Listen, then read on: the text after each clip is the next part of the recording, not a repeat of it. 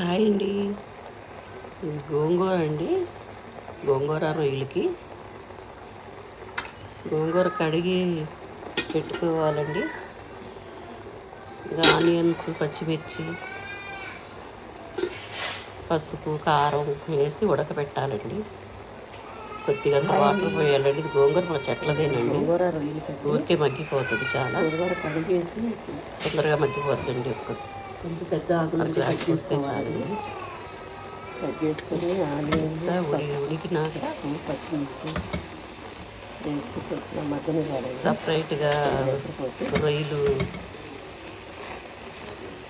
నూనెసి కొంచెం మగ్గనివ్వాలండి.